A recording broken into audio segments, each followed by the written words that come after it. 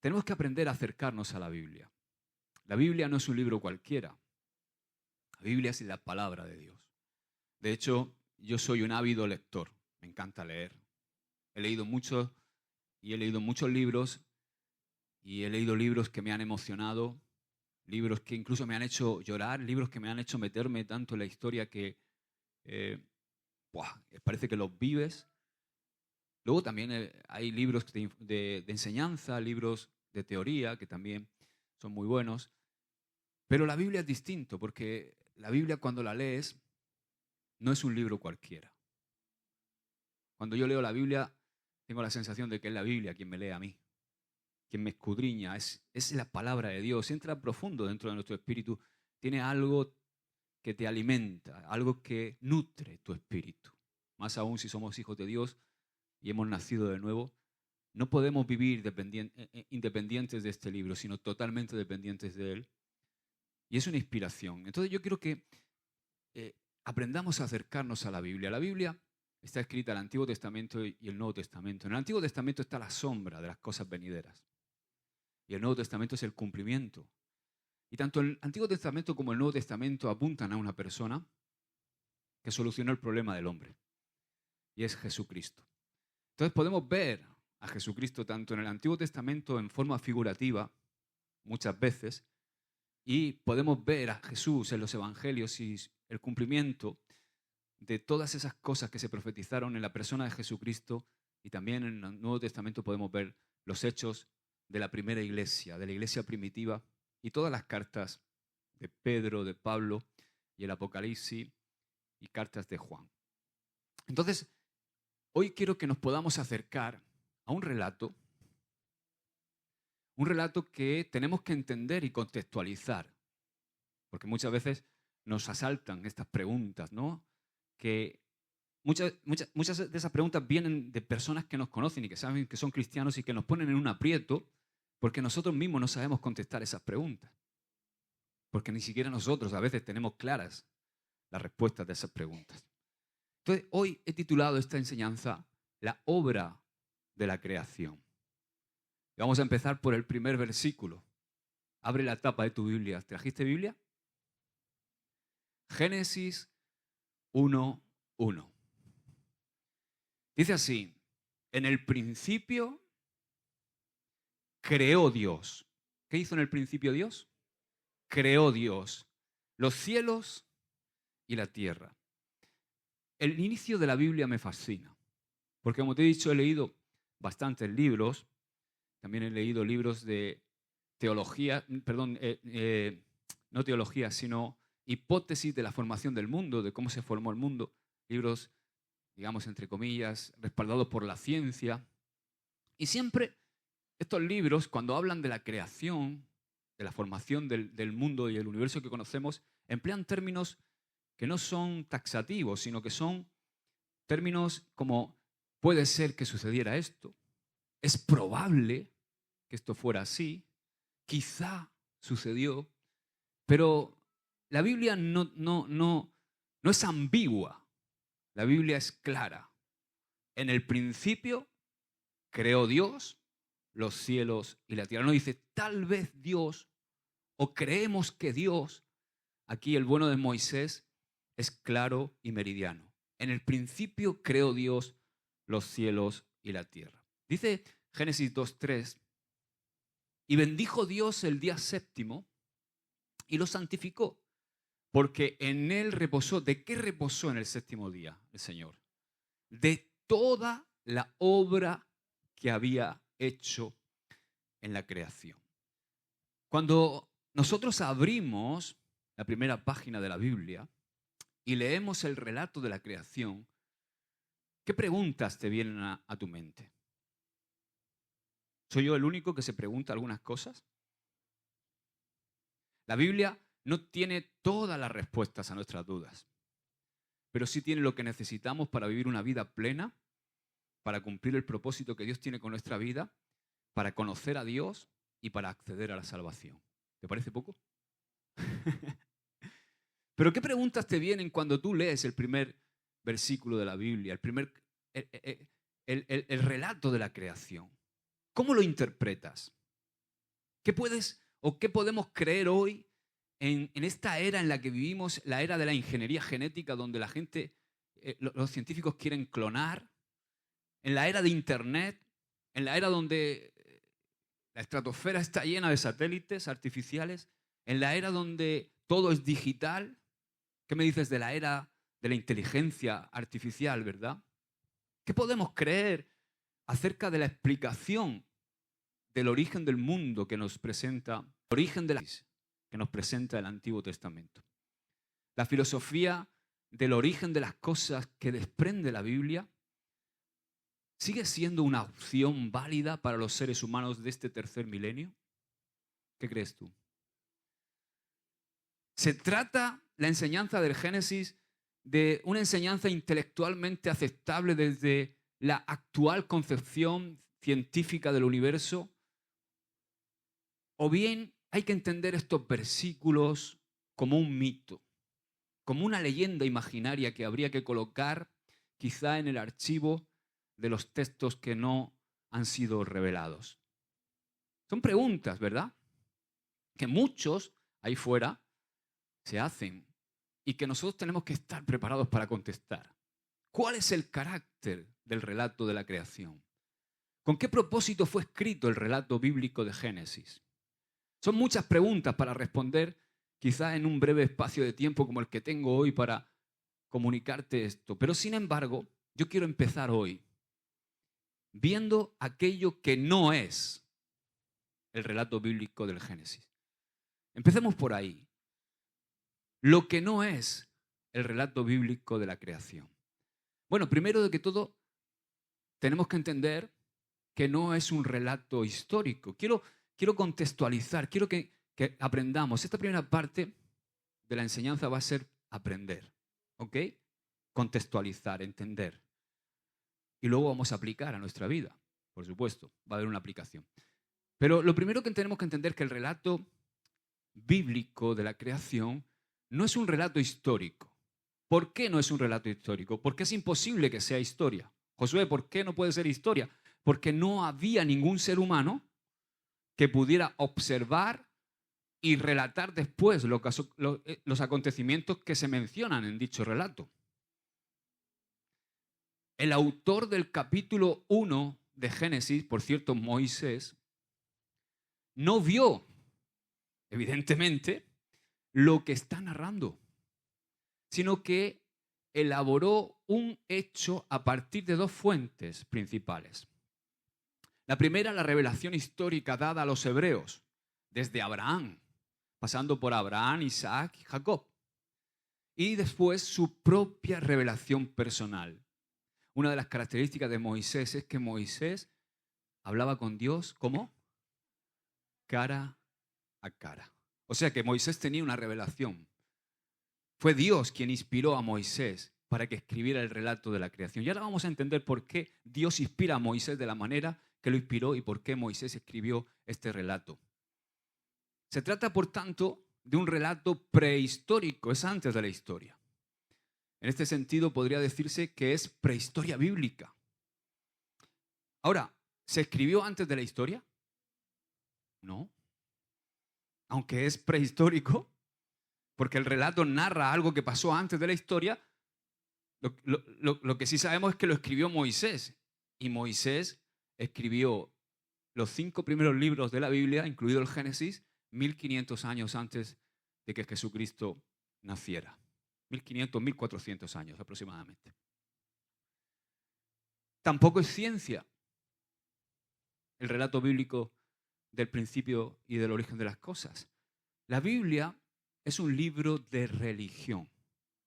Ahora, esa palabra, di conmigo, religión, solo aparece una vez en la Biblia. Creo que es en el libro de Judas. Y claro, la hemos demonizado mucho, ¿verdad? Porque cuando hablamos de religión, estamos siempre hablando de ese legalismo religioso, ese hacer externo sin un cambio interno. Pero la palabra religión es bella, es hermosa, porque viene de la palabra religare, que significa, la palabra religare significa relacionar, unir, reunir, poner juntos. O sea, la pregunta, ¿qué es lo que debe unir o relacionar la religión. Bueno, debe unir al hombre con Dios, volverlo a unir. Entonces, la Biblia es un libro de eso, de reunir al hombre con Dios, con su hacedor y su creador. Es un memorándum teológico. Entonces, la Biblia no es un manual de ciencias naturales, no es un libro de ciencias naturales. Eso es algo que tenemos que entender a la hora de acercarnos a este relato del origen de la vida y del origen del cosmos, del universo. La ciencia siempre va a estar incompleta. Porque la ciencia es incompleta, es provisional. ¿Por qué es incompleta y provisional? Porque continuamente está cambiando. Cuando tú ves el método científico de hace un siglo, hay un montón de cosas que se creían en ese momento que hoy día están totalmente desmentidas porque no son así. Por eso la ciencia va cambiando constantemente. Lo que hoy es de una forma, mañana puede ser de otra. Lo que en ciencia hoy es cierto, mañana podemos descubrir que no era así. La ciencia solo puede estudiar los fenómenos generales que se van repitiendo. Eso es el método científico. ¿Qué quiero decir con esto? Que la ciencia no es capaz de decir gran cosa sobre fenómenos que ocurren una sola vez. Sino que el método científico es capaz de esgrimir una tesis sobre algo que sucede continuamente. Y la creación solamente sucedió una vez. Esto es algo que se escapa, por tanto, al método científico. Para hacer ciencia es menester que el investigador sea testigo de lo que estudia. Así que el relato bíblico no es ciencia tampoco. Pretender casar el relato bíblico con la ciencia de una determinada época, otra época, supone estar dispuesto a solicitar el divorcio para otra época, porque las épocas van cambiando y la ciencia también. Entonces, ¿qué quiero decir con esto? La Biblia pretende formar, no informar. La Biblia no está para informarte, está para formar, para formarte, para formar al ser humano. Y eso va mucho más allá de la ciencia y de la historia. Por eso la Biblia es tan maravillosa y el relato bíblico de la creación también. Otra cosa es que, bueno, Josué, llegado aquí, si me dices que no es historia, el relato bíblico de la creación, ni es ciencia, ¿qué es entonces? ¿Es un mito? No, tampoco es un mito. Es verdad que hay muchos teólogos, por cierto, hay un montón de teólogos que no son cristianos, no sé si lo sabes, que creen ver en el relato de la creación influencias de los antiguos mitos paganos, de los sumerios y de los babilonios. Sin embargo, cuando se comparan tales mitos con el relato del libro de Génesis, la diferencia es impresionante, es abismal. ¿Queréis que lo veamos? Recuerda que estamos estudiando, luego vamos a aplicar. Esto me lleva al segundo punto. El relato del origen de Génesis es un relato único, pero cuando aparece ese relato, por inspiración de Dios a Moisés, ya existían algunos relatos sobre la creación del mundo. Entonces yo quiero que veamos cómo el relato de Génesis es un relato único en medio de los relatos sobre la creación mitológicos de las religiones paganas que había alrededor de los hebreos. El pueblo hebreo vivía rodeado por civilizaciones más antiguas e incluso más prestigiosas a nivel material, a nivel cultural, a nivel técnico, arquitectónico. O sea, se trataba de grandes civilizaciones como por ejemplo la sumeria o la egipcia, de las que aún hoy podemos observar la grandiosidad de sus construcciones arquitectónicas. ¿Habéis visto las pirámides? Y también estudiar impresionantes objetos de arte en los grandes museos del mundo. Eran civilizaciones culturalmente, militarmente, técnicamente y arquitectónicamente superiores. Y esto esconde una gran verdad que hoy también pasa, ¿verdad? Escucha bien esto, porque el nivel cultural no siempre se corresponde con el nivel espiritual o moral. ¿No os habéis dado cuenta que parece, y a mí me da mucha pena eso, parece que cuanto más culto es un hombre, menos cree en Dios? Parece que el estar formado, el ser una persona informada en el contexto y en el mundo en el que vive, el conocer ciencia, el conocer cosas, está como divorciado. Parece que el que conoce mucho cree poco. Parece como que el creer en Dios ha quedado relegado a una serie de personas que son bobos, incultos, que se creen cualquier cosa. Pero por eso es lo que pasaba también en este tiempo. Eran grandes civilizaciones, culturalmente, a todos los niveles. Pero el nivel cultural no corresponde siempre con el nivel espiritual o moral. Ahora, yo me gustaría que sí. ¿Por qué no podemos ser cultos y también tener un buen nivel espiritual o moral?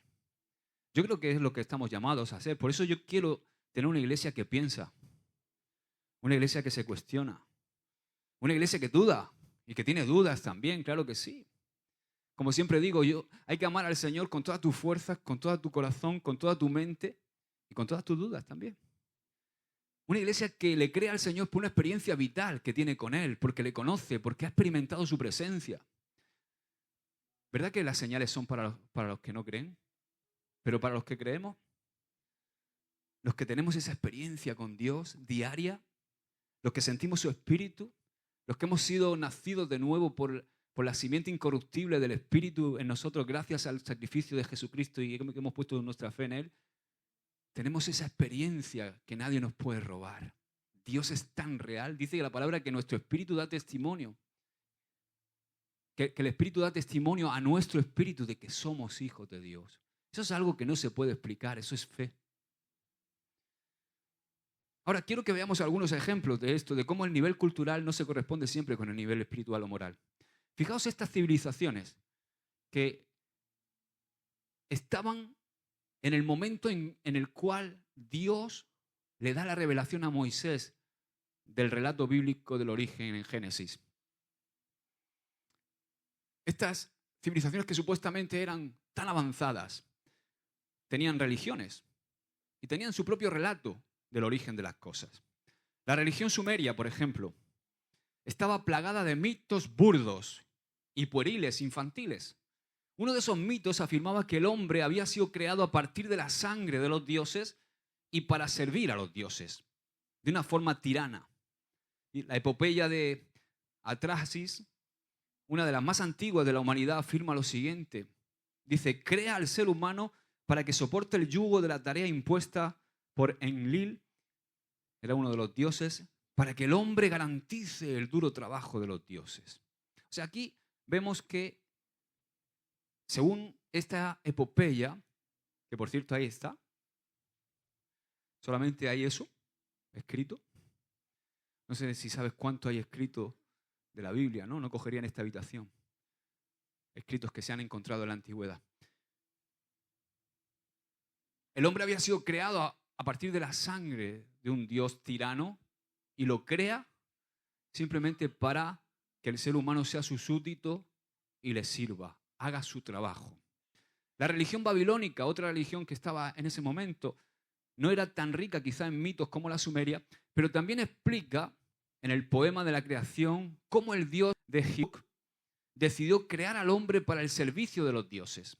El poema de Gilgamesh habla de este rey semidios, hijo de un hombre y de una diosa, Ninsum, y lo presenta a este semidios como un tirano que se dedicaba a violar mujeres y que sometía a los hombres a duros trabajos y los aniquilaba y los mataba. Fijaos que Dios, ¿verdad?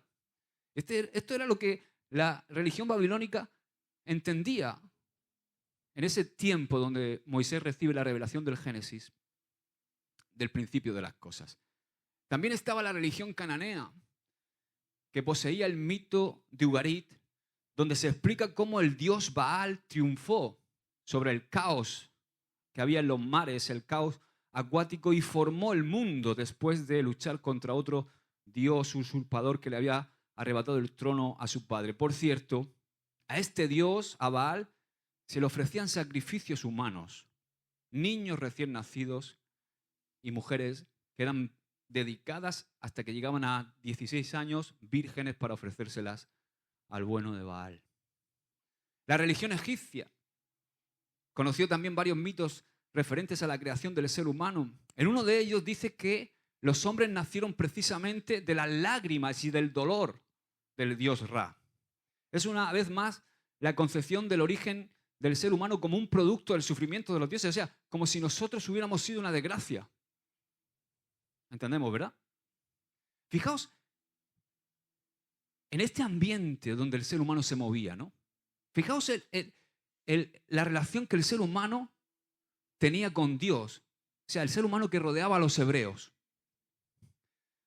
En la cultura griega, Homero y Hesíodo, Homero fue quien escribió la Odisea, atribuyen a sus dioses de la mitología griega muchos defectos, y son defectos humanos, tales como, fíjate, eran dioses que robaban, que tenían envidia, que adulteraban, que fornicaban, que eran mentirosos. Esos son los dioses de la mitología griega. O sea, se trataba siempre de dioses creados a imagen del hombre, con las características del hombre innatas. Eran dioses creados a imagen del hombre. Ahora, en medio de todo esto, Dios quiere revelarse al hombre. Y se revela a través de Moisés, dando un relato bíblico del origen de las cosas. Qué distinto es el relato bíblico, ¿verdad? Qué diferente desde el punto de vista moral. O sea, según Génesis, el ser humano es creado a imagen de Dios y no a partir de unos dioses inventados a imagen del hombre. Totalmente al revés. Los antiguos hebreos vivían rodeados de paganismo y de politeísmo por todas partes. Eran como una isla en medio de un mar lleno de inmoralidad y de superstición.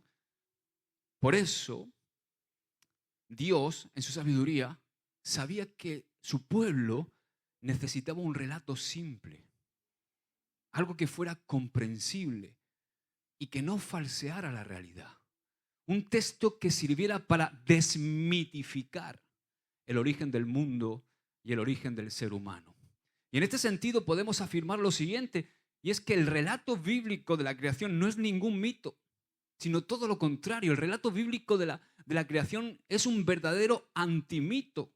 ¿Por qué? Porque pretende desmitificar el origen del hombre. ¿Sabéis lo que significa la palabra mito, no? Ahí tenemos, mira, mito, narración maravillosa situada fuera del tiempo histórico y protagonizada por personajes de carácter divino o heroico. En su segunda acepción, historia ficticia o personaje literario o artístico que encarna algún aspecto universal de la condición humana. Algo que no es real. Eso es un mito. Entonces, el relato bíblico de la creación lo que quiere hacer es desmitificar todo lo que pululaba en ese momento en los pueblos de alrededor del pueblo hebreo. Estamos contextualizando, ¿entendemos? ¿Estás aprendiendo algo esta mañana? Amén. Ahora, ¿qué nos enseña el relato bíblico de la creación? Vamos a verlo. Porque el relato bíblico de la creación es un rechazo radical a todas las mitologías de la época. En Génesis se nos dice que el mundo no se formó por sí solo, sino que hubo una causa primaria, y esa causa es Dios. Es Dios, creador, el que actúa y no necesitó a nadie para crear. Él actuó en el consejo de su Santísima Trinidad y decidió crear. Y de ese texto, del texto de Génesis, se desprenden las siguientes enseñanzas. Número 1, Dios es anterior a la materia, es antes que la materia. O sea, no existe, como creen algunos, materia eterna o materia persistente. El universo y la vida no son parte de Dios, como se cree en el panteísmo. ¿Sabéis lo que es el panteísmo? Es la creencia de que Dios, que todos somos Dios, que Dios está en todo. ¿Entiendes, verdad? O sea, que yo soy parte del Dios, y tú también, y los árboles, y las montañas, que todo es parte de Dios, que todo es Dios. Y eso es lo que pretendían religiones míticas y politeístas, que eran pueblos que creían en el panteísmo. Las criaturas no son, o no somos, de la misma esencia que Dios. No somos consustanciales con Dios. O sea, sino hemos sido creados. Somos seres independientes de Dios. Él nos ha creado, pero no somos consustanciales como Él. O sea, Dios crea a partir de la nada. Dios crea porque quiere crear y no porque tenga necesidad de crear. No sé si entiendes. O sea, Dios no necesitaba al ser humano para nada. Él crea por el simple placer de crear. Segundo, Dios existe antes del tiempo. El paso del tiempo solamente afecta a nosotros, a las criaturas, nunca le afecta al Creador. Esto es algo muy sencillo de entender, porque Dios escapa a nuestros relojes y a nuestras estructuras temporales. Dios no está en la misma dimensión que nosotros, no está en este espacio y en este cronos, en este tiempo. Esto es algo que es fácil de explicarle a los niños, ¿verdad? Cuando no entienden esto. Yo les digo, mira, imagínate que esta Biblia, este libro, somos una motita por ahí. Y aquí, en este espacio y tiempo, estamos tú y yo. Somos una motita por ahí. Ahí estamos nosotros, metidos en el espacio y tiempo. El tiempo pasa, ¿verdad? ¿O no? ¿Podemos escapar de este universo? No. Estamos en un espacio-tiempo. Entonces, muchas veces el gran problema que tenemos los seres humanos es que pretendemos, a través de nuestro intelecto, meter a Dios dentro de este espacio-tiempo. Pero Dios no está dentro del espacio del tiempo. Dios está fuera. O sea, que nosotros estamos dentro, pero Dios está fuera. Por eso Dios puede ver el principio y el fin de todas las cosas. Por eso Dios puede estar en el pasado, en el presente y en el futuro al mismo tiempo. Porque Él no está dentro, Él está fuera, en otra dimensión. Y eso a mí me ayuda a entender lo pequeño que soy. Pero cómo el hombre se jacta de grandes cosas, ¿verdad? De creerse el rey del universo. O sea, fijaos si es vasto el universo. Imaginaos el telescopio este, ¿cómo se llama? El Hubble. Este que es capaz de ver, no sé, el que más alcance tiene, ¿no? Imagínate si es grande el universo. Vamos a ir al Sol, por ejemplo. El Sol es, no me haga mucho caso, pero creo que es 30 veces mayor que la Tierra. Fijaos si es grande el Sol. Y entonces, tú imagínate que ese telescopio puede hacer una retrospectiva hacia la Tierra. Entonces vamos reduciendo el zoom. Y vamos hacia la Tierra. Y la Tierra cada vez es más pequeña, ¿no? Y entonces, en la Tierra vemos el globo terráqueo y nos vamos a Europa. Y de Europa nos vamos a España. Y de España nos vamos a Águilas. Y de Águilas nos vamos a la isla del Fraile. Número 1, segundo izquierda. Y ahí en el número 1, segundo izquierda, está el centro del universo. Porque nosotros nos creemos el centro del universo, todos y cada uno de nosotros. Pero Dios está fuera del universo. Amén. Por eso yo confío en Él, porque Él sabe todas las cosas. El principio y el fin de todo está en sus manos. Dios es el que funda la historia. O sea, a partir de la creación comienza la humanidad y Dios da al hombre un marco temporal. Le da un espacio, la tierra, para habitar, y le da un marco temporal. Porque aparece la semana. ¿O no? 7 días. ¿Al séptimo día qué hizo?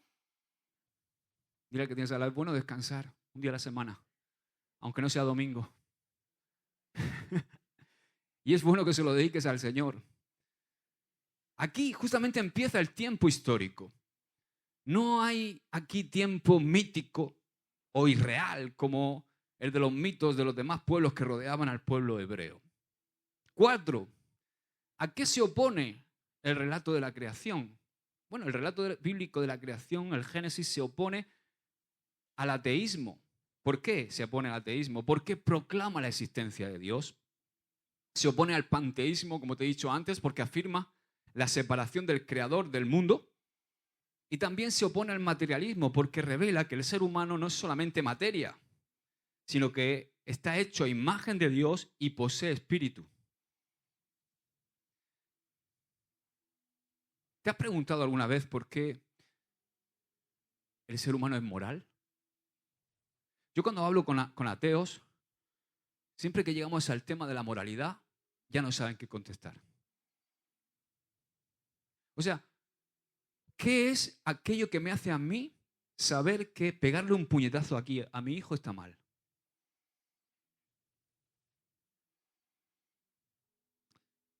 Porque si fuéramos materia solo,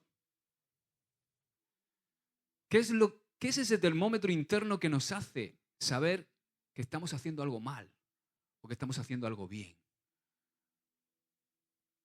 Porque hemos sido creados a imagen de Dios y con espiritualidad. Hay un espíritu.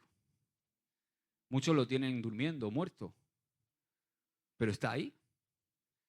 Y algunas veces se despierta, gracias a Dios, Dios viene, hace despertar nuestro espíritu, nacemos de nuevo, pero otras veces ese espíritu se abre para cosas que no son Dios. Y ahí es cuando vienen las posesiones diabólicas y vienen muchas cosas. Gente que está enajenada, gente que está, no solamente hay enfermos psíquicos que tienen un problema en su cerebro, sino hay personas que están atadas espiritualmente. Ahora, ¿qué enseña Dios, por ejemplo, de los grandes monstruos marinos? ¿Por qué digo esto? Porque en la antigüedad, en las mitologías antiguas, los pueblos periféricos a Israel adoraban a los grandes monstruos marinos. ¿Por qué? Porque creían que los monstruos marinos habían dado origen al mundo. Sin embargo, cuando tú lees la Biblia, los grandes monstruos marinos no son más que otra creación cualquiera que Dios hace. Para los cananeos, los monstruos marinos representaban las siniestras potencias del caos que se habían enfrentado en el principio al dios Baal, pero la Biblia enseña que todas las criaturas, incluso los grandes vertebrados marinos, salieron de las manos del Creador y que eran buenas. Porque cuando terminó la creación, Dios dijo, y es bueno en gran manera. No sé si esto es algo que está todavía metido en el espíritu del hombre. No sé si habéis visto esta película. ¿Conocéis esta película? Dale para adelante, Marcos. ¿Habéis visto esta película, Pacific Rim? Bueno, pues para que tú veas, porque Pacific Rim, su sinopsis es muy significativa. Dice que hace mucho tiempo legiones de criaturas monstruosas llamados kaiju surgieron del mar. ¿De dónde? Llevando consigo una guerra para pelear contra la humanidad.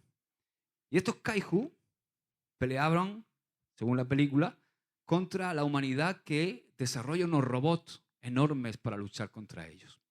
Bueno, y ahí al final aparecen tres, qué casualidad que sean tres, ¿no? Que sacrifican su vida para salvar a la humanidad. ¿Te parece que todo esto, de dónde sale todo esto? ¿De dónde salen todas estas cosas? A veces Hollywood es muy, parece Apocalipsis. Ahora, escucha bien esto, porque en el reino de Dios puede haber rebeldes, pero no hay rival, porque Dios es poderoso. Él es el creador y contra Él nada puede ni nada va a poder jamás. Aleluya. Así que rebeldes puede ser, pero rival Dios no tiene. Amén. ¿Qué me dices del sol y la luna? ¿Qué nos enseña el relato? Porque sabes que en aquel contexto, en aquel momento, había divinidades astrales paganas.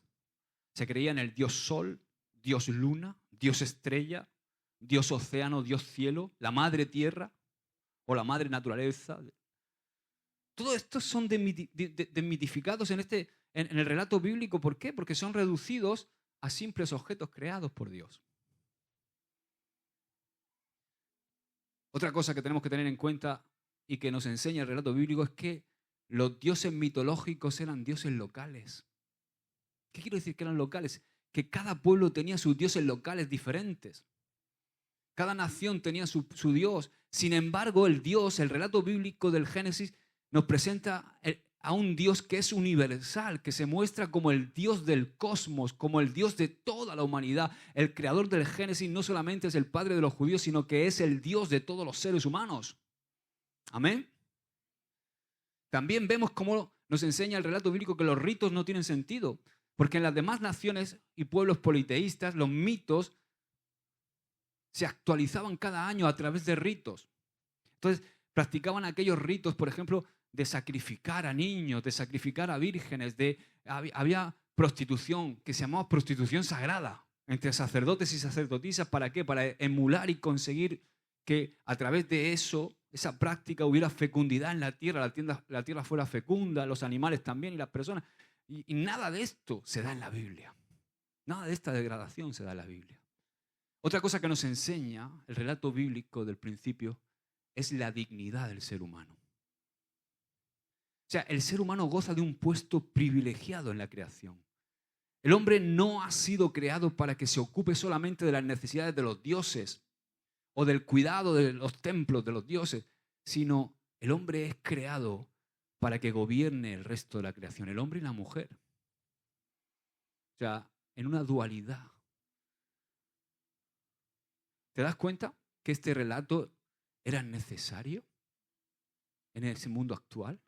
¿No te parece que era necesario? ¿Por qué digo que era necesario? Porque ante las opiniones de aquellos que afirman que el Génesis es un mito procedente de otras mitologías de la antigüedad, yo creo que es todo lo contrario. Si tú miras, por ejemplo, la versión babilónica del origen de las cosas, es simplemente un relato que es una versión del relato bíblico corrupto.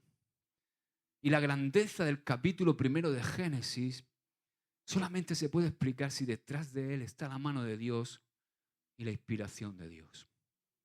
Ahora, he terminado la exposición para que veamos, pero quiero que apliquemos esto a nuestra vida, porque el mensaje de la creación, y es cómo tenemos que acercarnos a la Biblia para que la Biblia nos dé algo práctico. ¿En qué me puede ayudar a mí todo esto que estoy aprendiendo, Josué? El relato del origen de las cosas de Génesis en el mundo de hoy. ¿Cómo me puede ayudar a mí? En medio de un mundo, en aquel momento de la historia, cuando Dios da la revelación a Moisés, en el mundo antiguo, era un mundo desprovisto de esperanza, en el que se pensaba que el ser humano había sido creado por capricho de los dioses para ser esclavo de los dioses. De repente aparece el relato de Génesis para dar esperanza al ser humano. El Dios de la Biblia no quiere esclavos. Por eso decide crear al hombre con libertad. Adán y Eva fueron formados para ocupar un lugar privilegiado en la creación, para señorear y para sojuzgar, es decir, para dominar sobre las demás criaturas. ¿Pero cómo? Siendo creados a imagen de Dios. ¿Cómo tenían que sojuzgar? ¿Cómo tenían que dominar al resto de las criaturas? Actuando como actuaría Dios. Unidos a Dios. No siendo Dios, pero sí unidos a Él. ¿Cómo? A través del Espíritu. De manera que, de repente, en medio de todo esto que hemos dicho y hemos contextualizado, se anuncia libertad para todo aquel que se creía esclavo de un universo de dioses diabólicos. ¿Y cómo se aplica eso hoy a nuestra vida? ¿Y nosotros, los hombres y las mujeres de hoy día? ¿Somos libres? ¿No crees que necesitamos también un relato de liberación en el mundo en el cual vivimos hoy? ¿Acaso está distinto este mundo de aquel en el cual Moisés recibió la revelación del Génesis? ¿Es muy distinto? ¿Acaso no continuamos todavía esclavizados en un universo de dioses profanos y de ídolos? ¿Sí o no? No me quiero poner muy idealista, pero entiéndenme. Muchos hombres y mujeres de nuestros días están convencidos de que el relato bíblico, y esto lo vemos continuamente, el relato bíblico de la creación, eso es una leyenda mítica del pasado. Eso no tiene relevancia en el mundo de hoy. Y cuando creen eso, cuando creen que la Biblia miente, hacen lo siguiente, y es que sacan la Biblia de su vida y no viven bajo los principios y valores de la palabra de Dios. El hombre actual se cree libre, pero vive sin darse cuenta bajo otro tipo de esclavitud. diferente. Creemos que la libertad es poder hacer lo que nos dé la gana. O ir donde queramos ir. ¿Pero hacemos realmente lo que nos da la gana? ¿Realmente vamos donde nos da la gana? ¿Realmente vamos donde queremos ir? Con esa supuesta libertad, ¿a dónde vamos? ¿Qué hacemos con esa supuesta libertad? Porque yo me pongo a ver a dónde vamos con esa supuesta libertad que muchos se enarbolan como una bandera y me pregunto, ¿pero a dónde vamos? ¿Qué estamos haciendo? ¿Te digo yo a dónde vamos? Mira, vamos a los supermercados.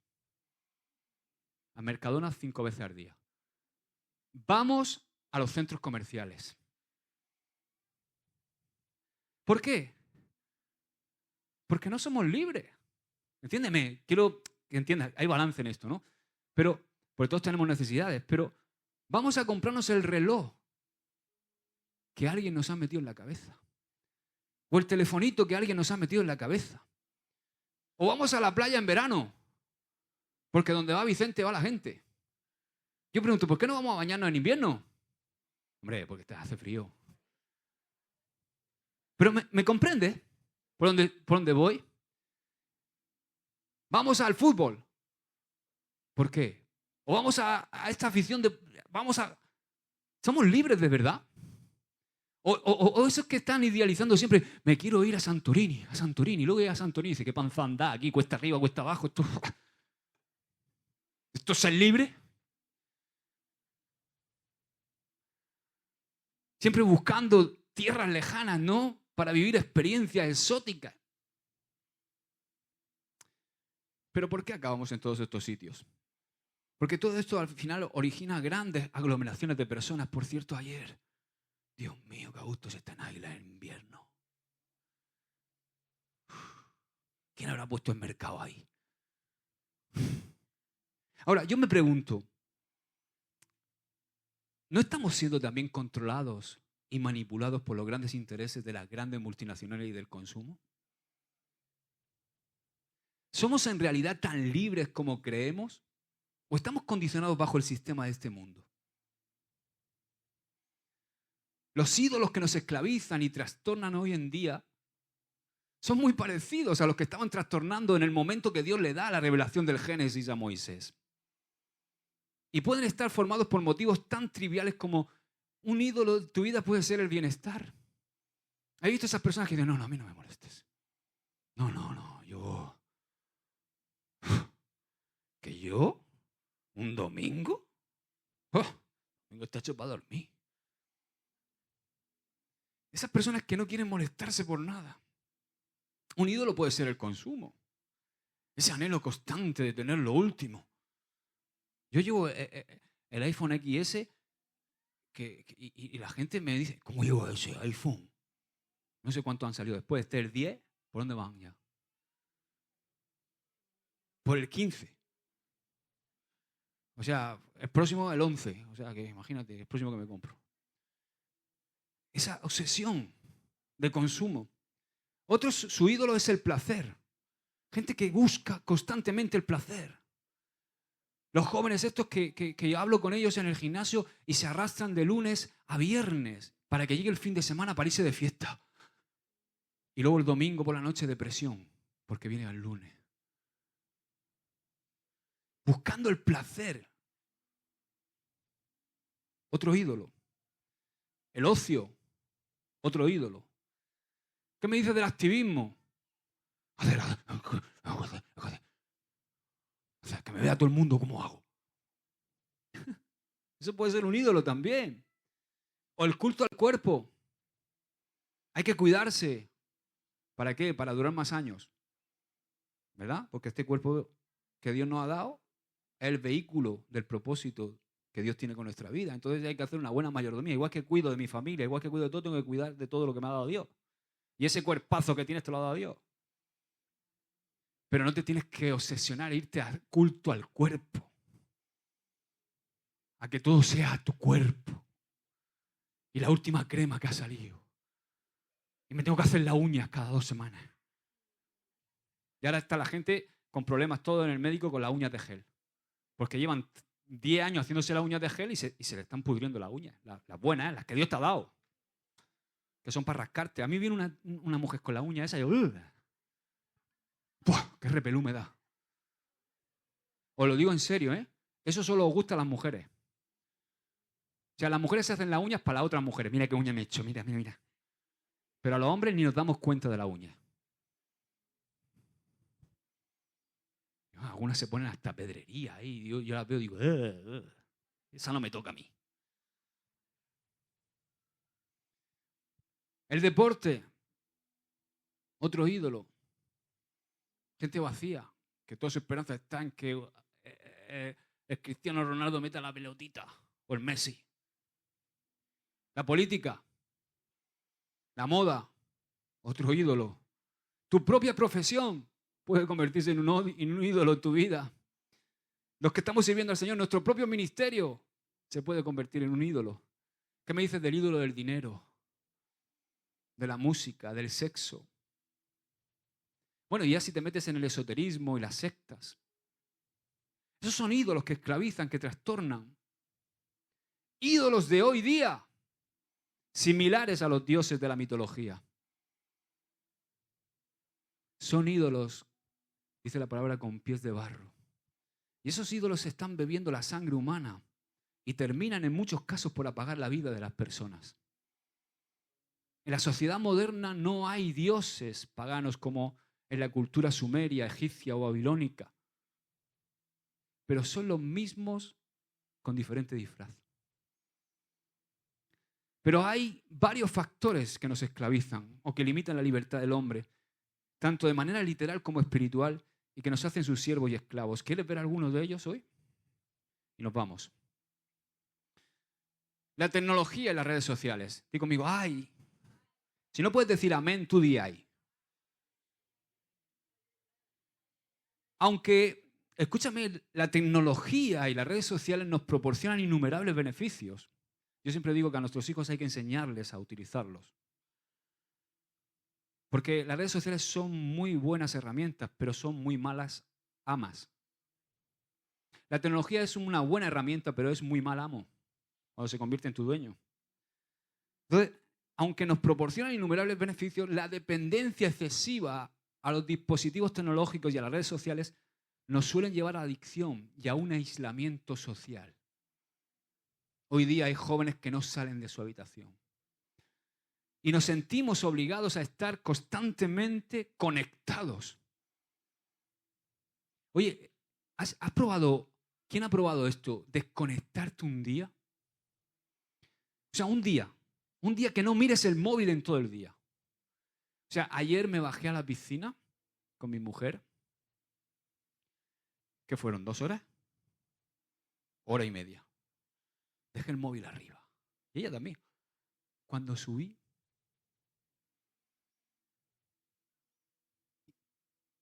300 mensajes.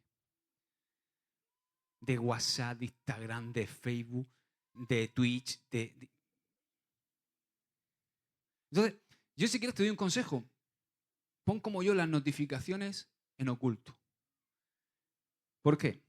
Porque yo hace tiempo que pensé, no va a ser el móvil el que me diga a mí cuando tengo que mirarlo, sino que voy a ser yo cuando decida, el que decida cuándo quiero mirarlo. ¿Entiendes lo que digo, no? Entonces hay una opción que tú puedes poner que no te salten las notificaciones. Entonces las miras cuando tú quieres. ¿Por qué? Porque si no es ping, ping, ping, ping, ping, ping, ping. Y entonces vas todo el día así. Bueno, yo ya tengo presbicia, yo tengo ya que alejármelo, ¿no? Pero es como que nos sentimos obligados a estar constantemente conectados. Y eso puede afectar nuestra salud mental y también nuestro bienestar. Otra cosa que nos esclaviza es el trabajo. Ay, ay, ay. Sí. El concepto, ¿sabéis? El trabajo tiene este concepto básico. ¿Para qué trabajamos? ¿Para vivir? ¿No? Trabajar para vivir se ha transformado en muchos casos en vivir para trabajar. El estrés laboral, La falta de equilibrio entre el trabajo y la vida personal, la familia, y la presión de alcanzar constantemente el éxito profesional nos esclaviza. Nos roba el tiempo para disfrutar de la vida y también cuidar de nuestra familia y de la salud muchas veces. Otra cosa que nos esclaviza es el consumismo. La cultura que hay hoy día de consumo, que promueve la idea de que la felicidad y el éxito se alcanzan a través de la adquisición de cosas materiales. ¿Sabes? Yo he tenido mucho. Mucho. Más de lo que estás pensando. Y también lo he perdido todo. ¿Sí o no? Lo único que no he perdido es mi mujer. Por eso era la que Dios tenía conmigo, ¿verdad? Porque cuando había billete estaba. Y cuando no hubo billete, también estaba. Eso no le pasó a otro. Pero vivimos en una cultura de consumismo que promueve la idea de que la felicidad y el éxito, y todos hemos sido absorbidos por esto, creemos que se alcanzan a través de los bienes materiales, de tener y tener. Y esto nos puede sumergir en una espiral de deudas, de trabajar más, trabajar en exceso, de meternos en ansiedad. ¿Para qué? Para mantener nuestro cierto estilo de vida, atrapándonos en un ciclo de consumo sin fin. Y eso nos hace vivir por encima de nuestras posibilidades. Entonces, quizás no te tienes que comprar el Mercedes-Benz, sino el Fiat Punto. Y vas a ser más feliz.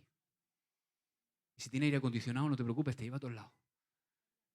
Pero ese anhelo de consumismo, de tener, porque creemos que nos va a dar la felicidad, un coche más grande, una casa más grande.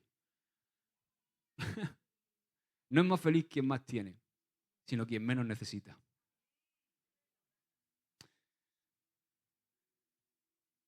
Otra cosa que nos esclaviza es el dinero y las deudas. Hay mucha gente esclavizada por el dinero y por las deudas.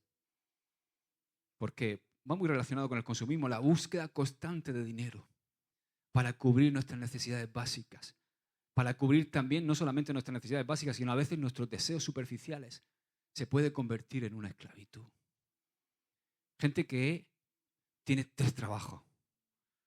No tiene vida. A todas horas trabajando. Y entonces llega a la iglesia y dice, voy a dejar el servicio a Dios. Tío, déjate un trabajo, no dejes lo único que le sirve a Dios, ¿no? Porque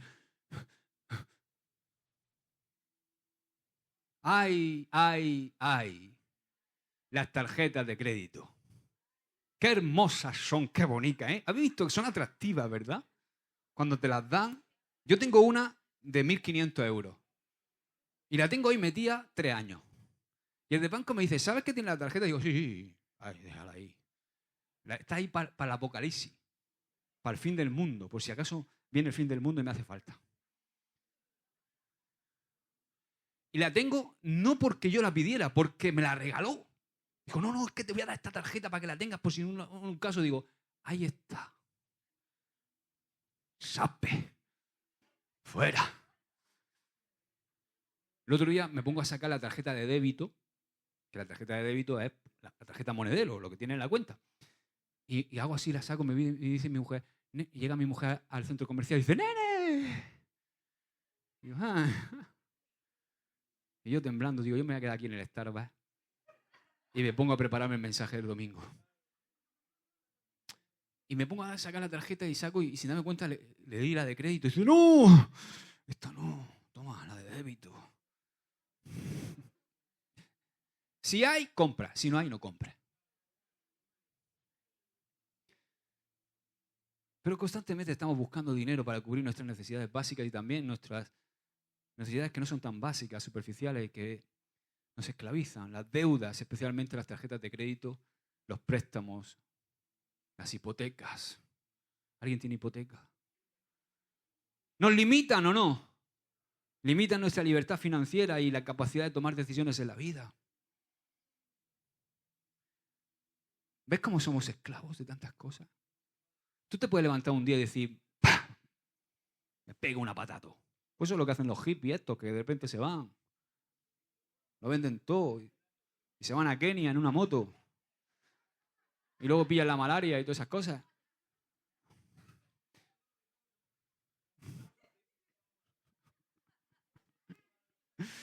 Los gitanos somos lo mejor que existe, hombre. También somos esclavos de las expectativas sociales. Escucha esto. Siempre se genera como una expectativa alrededor nuestro, expectativas sociales y culturales. O sea, las normas y expectativas sociales como las que dictan que tienes que ser exitoso, que tienes que tener cierta apariencia física, si no eres de una manera, parece que no encajas, que tienes que comportarte de una cierta forma. Todo eso puede ejercer una presión y esclavizarnos, una presión inmensa sobre nosotros, obligándonos quizás a vivir de acuerdo a parámetros que esta sociedad nos obliga, que para ellos son estándares y que no necesariamente son propios nuestros. ¿Qué me dices? Otra cosa que nos esclaviza, las adicciones. Adicciones a sustancias como el alcohol, las drogas, la ludopatía o incluso el consumo de pornografía en Internet nos puede esclavizar, limitando nuestra capacidad de tomar decisiones libres y llevar una vida saludable. ¿Por qué digo tomar decisiones libres? ¿Sabéis cómo actúa una adicción en el cerebro? Una adicción a algo, normalmente nos hacemos adictos a algo que nos proporciona placer. Y el placer es originado por una hormona, una sustancia que genera el cerebro y se genera en la parte prefrontal de nuestro cerebro. Y es un chufletazo de dopamina. ¿Se llama así? Entonces te produce un placer inmenso. Y luego una bajada, que te sientes hecho una caca. ¿Verdad? ¿Sí? Y está bien, es una sustancia, que es una hormona que genera el cerebro. Pero resulta que cuando empiezas a abusar de la dopamina, a consumir eso que te produce ese chufletazo de placer, esa hormona es tan corrosiva porque es un químico que deteriora y malforma nuestra corteza prefrontal del cerebro. Y en la corteza prefrontal del cerebro es donde tomamos las decisiones, donde decidimos. Entonces, ¿qué pasa? Que cuando eso se malforma, tú pierdes la capacidad de tomar decisiones. Por eso sabes que la droga es mala y te está matando, pero no puedes dejar de consumirla. Porque no pierdes la capacidad de decidir. Entonces, las adicciones a sustancias como el alcohol, las drogas, todas estas cosas nos esclavizan y limitan nuestra capacidad de tomar decisiones libres y llevar una vida saludable. Otra cosa que nos esclaviza es el miedo y la inseguridad. ¿Cuánta gente es esclava de sus miedos y de sus inseguridades, quizá por una crianza de pequeños o cosas que han vivido, experiencias que le han creado traumas desde pequeño, bullying, rechazo, abuso, tantas cosas. El miedo al fracaso, el miedo al rechazo, a lo desconocido, eso nos paraliza muchas veces y nos mantiene atrapados en situaciones que no deseamos. Y este miedo puede estar alimentado, como he dicho antes, por experiencias personales, la educación que hemos recibido o los mensajes que la sociedad nos envía constantemente. Gente que no quiere salir de casa porque está gordita o porque no tiene el peinado o no tiene los ojos como nos vende la sociedad que tiene que tener los ojos. ¿Sabéis que sois todos guapísimos? Otra cosa que nos esclaviza es el sistema económico y la desigualdad. Estoy terminando. El capitalismo y las desigualdades económicas pueden esclavizar a aquellos que no tienen acceso a recursos u oportunidades que son necesarios para mejorar su situación, y esto puede llevar a una falta de movilidad social y a una perpetuación de la pobreza. Ahora, dicho esto, estas son solo algunas, hay más, de las formas en las que las personas pueden sentirse hoy día esclavizadas en la sociedad actual. Así como se sentían esclavizados todos los pueblos que rodeaban a los hebreos por esos dioses tiranos. Y la clave para liberarse de estas formas de esclavitud reside en que tú tengas autoconciencia, o sea, que tengas un despertar y te des cuenta de que todo te es lícito, mas no te dejarás gobernar por nada, como dice Pablo. O sea, Dios, que nos creó para gobernar y sojuzgar, quiere que nosotros disfrutemos de las cosas gobernándolas y sojuzgándolas, no que las cosas nos gobiernen a nosotros. Por eso tiene que haber un despertar. Tiene que haber también una educación bíblica. Tiene que haber una búsqueda de equilibrio que permita vivir una vida plena y con un propósito en esta tierra. Y esto solamente, escúchame bien esto solamente tú y yo lo podemos encontrar en el Evangelio. ¿Qué es el Evangelio? Es la buena noticia de que Cristo Jesús, siendo Dios, se hizo hombre, descendió a la tierra para salvar a aquellos que se habían perdido. Y ese es el mensaje que proclamamos hoy de esperanza. Jesús te puede volver al diseño original, cuando éramos uno con Dios. Ahora, yo quiero que entendamos que en Cristo, el Antiguo Testamento es la sombra del cumplimiento de las cosas. Cristo es el cumplimiento de todas las cosas. Y fíjate que en Cristo se obra la segunda creación. Hubo una primera creación que cuando fue terminada era perfecta, ¿verdad? Dios lo dijo, es buena en gran manera. Pero ¿qué pasó? Que esa primera creación fue malograda por el pecado. Pero hay una segunda creación, que es la segunda creación que se da en Cristo Jesús, y que es un paralelismo de la primera, o mejor dicho, la primera es una metáfora de la segunda, del cumplimiento. Dice 2 de Corintios, escucha, este es el texto que te quiero dejar. 2 de Corintios 5:17 dice, de modo que si alguno está en Cristo, nueva creación es. Las cosas viejas pasaron, he aquí todas son hechas nuevas. ¡Aleluya! Este versículo nos habla de la transformación que ocurre en nuestra vida cuando tú y yo aceptamos a Cristo Jesús como nuestro Señor y Salvador. Se refiere a un cambio profundo y espiritual, que es la mayor necesidad que el ser humano tiene, donde tú dejas atrás tu anterior vida de esclavitud, de pecado, de frustración y comienzas una nueva vida en Cristo guiado por el Espíritu Santo. Es un mensaje de esperanza, es un mensaje de renovación. Es un mensaje que destaca la capacidad de Dios para transformar nuestras vidas y para darnos un nuevo propósito, darnos una nueva vida. Así como lo fue el relato de Génesis en la antigüedad, en ese contexto, hoy día Cristo Jesús es el mensaje que tú necesitas escuchar. Cristo Jesús y su buena noticia es lo que tú necesitas para tener plenitud, para tener vida nueva. En Cristo Jesús tenemos la verdadera libertad. Conoceréis la verdad y la verdad os hará libres. En Cristo Jesús tenemos la verdadera libertad. Esa que nos permite dejar atrás todos estos ídolos que hemos hablado, estos dioses de hoy día que nos tienen oprimidos. En Cristo tenemos un nuevo comienzo, una nueva creación, una nueva fe, una nueva esperanza, una nueva vida. Ahora somos verdaderamente libres. La realidad es que la humanidad sigue necesitando ser liberada. Y tiene que saber que hay un Dios creador soberano.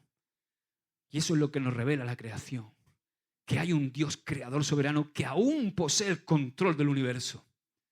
Y que es también Dios redentor. El Dios que la Biblia nos muestra, un Dios redentor que desea mantener una estrecha relación personal con cada uno de nosotros. Y la fe en este creador que se revela en Jesucristo es lo único que puede llenarnos de esperanza y liberarnos de nuestros propios ídolos personales para vivir una existencia auténticamente plena. Amén. Ponte de pie. Padre, te damos gracias por tu palabra, Señor. Gracias porque en la palabra podemos encontrar la belleza de todo lo que hay escrito, Señor. Y cómo podemos aplicar y encontrar siempre un mensaje en nuestra vida, Señor. Gracias por el mensaje que la creación nos da. Un mensaje de esperanza. En medio de un mundo que está lleno de ídolos, de gente que corre en pos de dioses falsos, aparece la luz de Cristo en el milagro de la segunda creación. Y a través de Cristo nosotros podemos ser verdaderamente libres y convertirnos en eso que tú quieres que seamos. aquellos que sojuzgan, que ejercen dominio sobre las cosas y que no son dominados por las cosas.